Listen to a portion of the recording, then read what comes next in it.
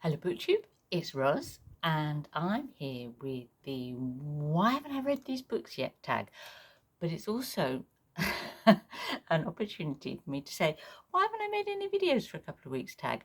No, not a tag, an explanation.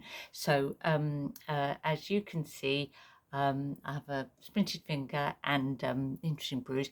So last week, well, a week ago, I slipped over and came a bit of a tumble. My fault. I slipped over on a wet floor that I had made wet myself by mopping it. Anyway, I'm fine, working as usual and so on. It meant that I didn't get to record anything last weekend, and I'm only doing this little tag this weekend just because keeping up with life and work with a few bumps and bruises and a broken finger has, it's a distraction. It's not a problem, but you know. Anyway, let's take this chance to do a cheeky little tag that is nice and easy and that I can and doable. So, and this tag was created by Greg of Another Bibliophile Reads, and he kindly tagged me in his newly created tag, and I haven't yet done it because I'm really behind with tags generally. And he sort of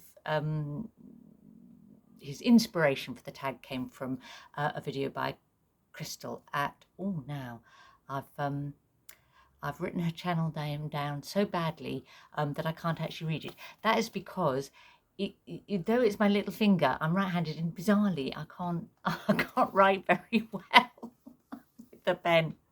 Anyway, like Elizabeth of Book House of Books, who did a lovely version of this tag, I'm only going to talk about books that I actually own. Okay, and the Greg invites us, and I'll copy his stuff below, to be a bit flexible with this tag. He's created 5 prompts, but he said you could change some of the specifics if you'd like, if you're doing it. So but prompt number 1 is to talk about a classic that you can't believe you haven't read yet. Now the books I have here, 2 big fat books, are the Iliad and the Odyssey in the Robert Fagles translation. Now, I have read the Odyssey many years ago, and I've read significant chunks of the Iliad, but a few years ago I thought I really should sort of reread this and read this one properly, like kind of that it would be nice to read them from start to finish, even if it takes me quite a long time, that would be a really great thing to do. So I got nice, good, decent secondhand copies of the Robert Fagles translation, and it hasn't happened. But I am now a person who reads these things that I've always meant to read like that. I just read Tristram Shandy, which I've meant to read since I was about 16, and I'm about to finish the Divine Comedy thanks to Tom of Tom LA Books. So it happens, so I will. Second is prompt is a fiction book, sort of general fiction book that you can't believe you haven't read yet. And this one's one on the Kindle, so I won't wave it, but it's Reading the Ceiling by Dayo Forster. And the reason I can't believe I haven't read that yet is that it was been on my TBR in May, and again in June, and is again this month in July, and I'm still not sure I'm going to get to read it. And it's on my TBR because as you know, I like to try and read books by authors from countries where I've never read a book from an author from that country before, and I try and do one of those every month. And this year I'm failing to keep up with that goal. And the reason why I haven't is not, the reason why I haven't read these is because, they're fat and intimidating. Okay. The reason I haven't read Reading the Ceiling is entirely BookTube's fault. Okay. Or my fault for falling for BookTube things and fear of missing out, because I've been too busy doing BookTube prize reading and readathon reading and lovely buddy reads with gorgeous people, that the things that I've unusually for me failed to read something that I put on my TBR, as I say, 2.5 months in a row, and I have a sneaking suspicion I may not fit it in July either. So August 2022, I will read this book. Dayo Forster is a Gambian writer, and the book sounds really interesting. I'm really looking forward to reading her. So yeah. Next one is a non-fiction book. Okay, and it's this one. Okay, the book is called Footnotes. It's by Peter Fiennes. It's a journey round Britain in the company of great writers. So it's a kind of like a travel come literary book, literary appreciation book. It's even got a map, you know. I mean, have you ever heard of a more Roz sort of book than this? You know, and he actually, you know, walks and explores places that they went. It's a series of writers that I'm really like. I specially asked it as a as a Christmas present. It was either Tilly or Alfred that gave it to me. I can't remember which now. So I've had it since Christmas Day of 2021, and I still haven't read it yet. Why not? Again, it's just things getting pushed ahead due to readathons and Bookshare Prize and all of that. But if I don't get to it before, I will definitely read it in Nonfiction November, and quite possibly even before that. I've been sort of reminded how much I wanted to read it now. Now then, the next prompt is a genre book that you haven't read, and I'm actually going to pick two that I can't believe I haven't read, and that's The Long Way to a Small Angry Planet by Becky Chambers, and Vita Nostra by Maryna and Serhiy Dyachenko. And I can't believe I haven't read these, because these are both books that have been really enthusiastically recommended to me by Tilly, and I take her recommendations really seriously. And then Steve, my partner, actually read this one too, and again said, no, I think that would be a good one for you, Rose. You like that.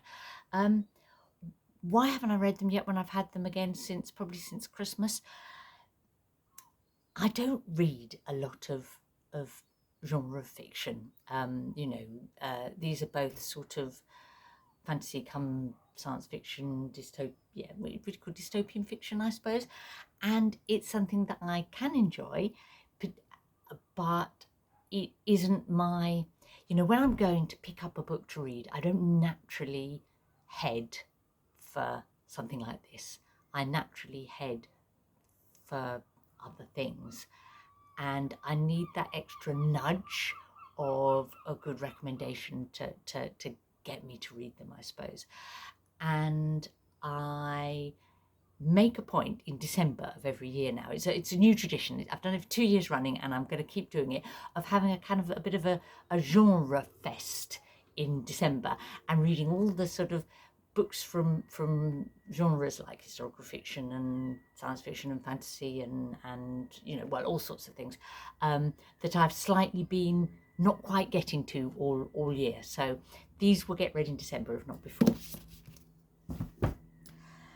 And final prompt is the book you've owned for the longest time but not read yet. Now, I'm not entirely sure if this is definitely the book that I've owned the longest time and not read yet. I kind of looked around my shelves and tried to sort of think and guess.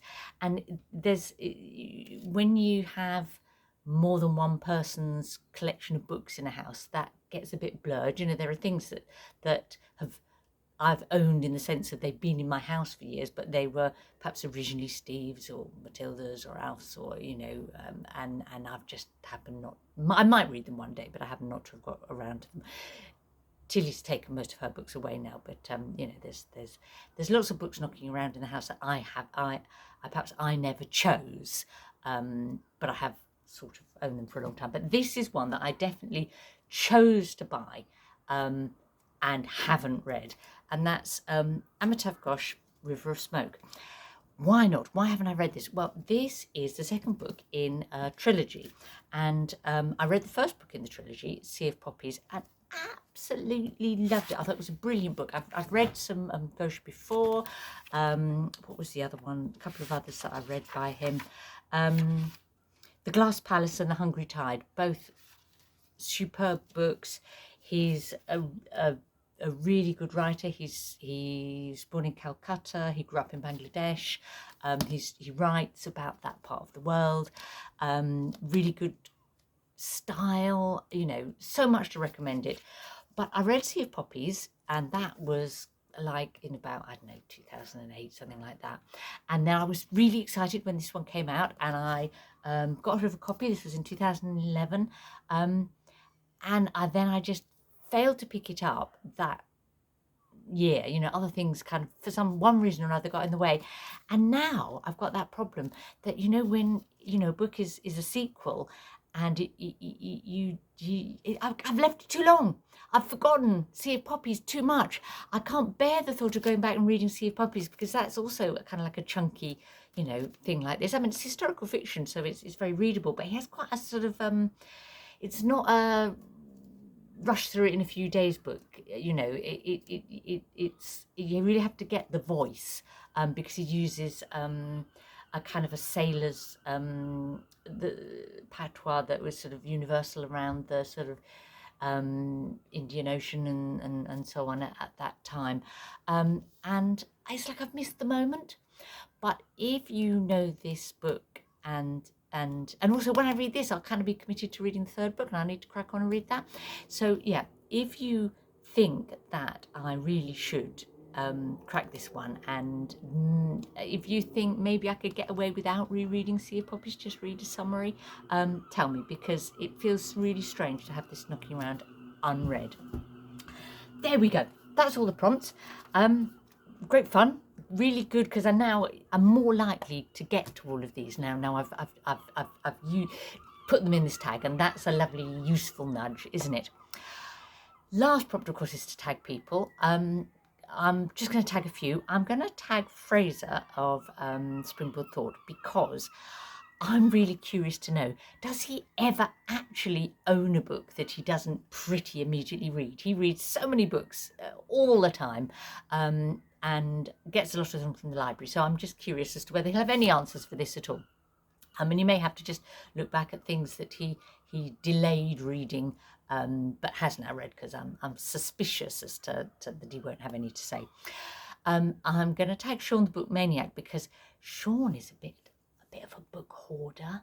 You know, he has a bit of a tendency to buy books and take a very long time to get around to reading them, and I suspect he might have some that he's had a bit of a sort out in moving from Japan back to Canada. So I wonder if he's sort of cleared a bit of his backlog of ones that he isn't actually ever going to get to, and it'd be a good moment to talk about the answers to this prompt as to which he's going to prioritise.